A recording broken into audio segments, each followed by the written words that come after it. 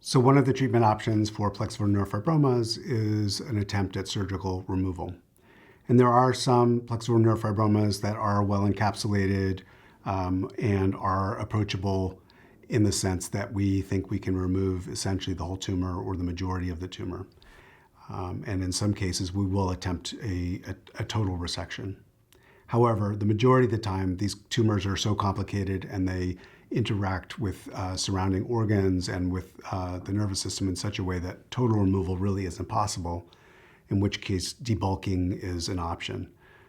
Debulking is really the process of selecting a portion of the tumor that can be resected safely with minimal risk to the patient, but provides some benefit, either by alleviating some amount of pressure on surrounding tissue or by improving cosmetic appearance.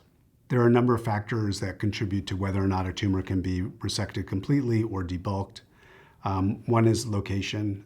Very often, these tumors can be located in areas that really aren't approachable from a surgical standpoint safely so that the entire tumor can be removed.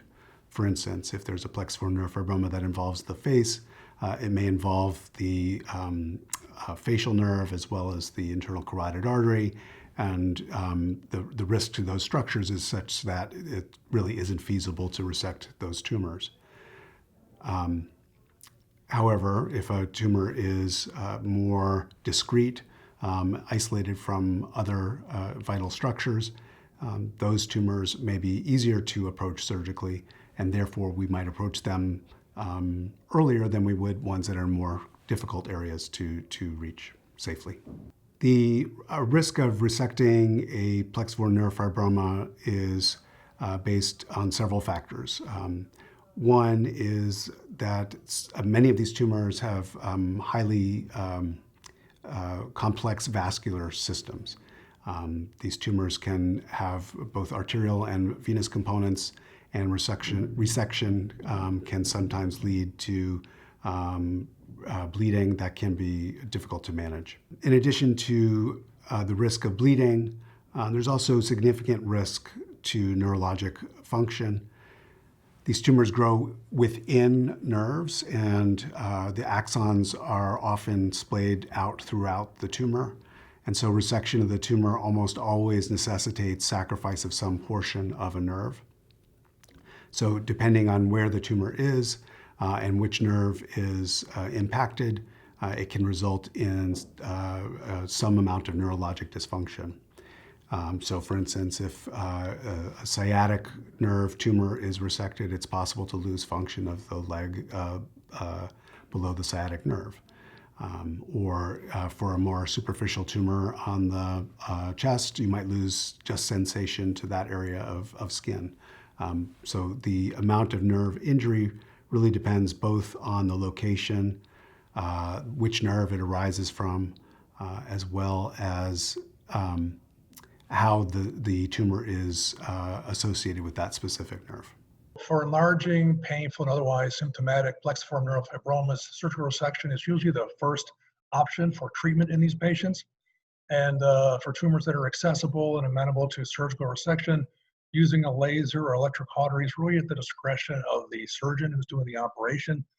Most of the time when they're using that, they're trying to control bleeding and close off vessels that are oozing or kind of leaking blood around the surgical site. So it's really something the surgeon decides at the moment during the procedure whether they need to use that type of approach to handle bleeding on site from tumor removal.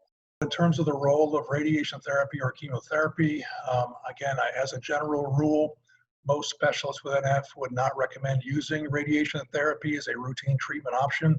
And the main reason is if you use that for a plexiform neurofibroma, you have the chance of having the radiation to cause a malignant transformation of that tumor a number of years and convert it into a malignant peripheral nerve sheath tumor, which again is a dangerous sarcomatous cancer. Sometimes people consider using radiation for treating a malignant peripheral nerve sheath tumor, but the data is not very strong for radiation, even in that setting, and doesn't seem to help prolong survival very much. In terms of chemotherapy, prior to April of 2020, there were no FDA-approved forms of chemotherapy for plexiform neurofibromas. Until that time, chemo was used once in a while for refractory unresectable tumors. Some of the chemos that have been evaluated include pegylated interferon and imatinib, which both were found to have some limited activity. And then more recently, some molecular drugs, including inhibitors of mTOR, like rapamycin and everolimus, as well as MEK inhibitors. Some of the first ones, like trametinib, were also thought to have some activity. The choice to use imaging modalities to either diagnose or monitor plexiform neurofibromas is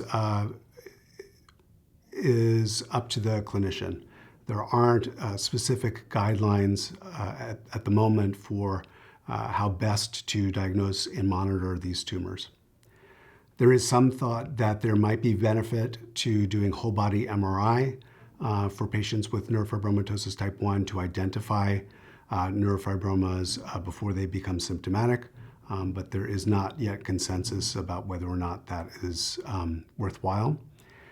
For symptomatic tumors, we will definitely image when surgery is being considered or if treatment is being considered in order to establish a baseline and in order to assess the viability of surgical resection. For tumors that are less symptomatic and treatment is not really being considered, we don't typically image those tumors unless the clinical scenario changes over time. The optimal imaging for neurofibromas includes MRI of the area, specifically with STIR imaging.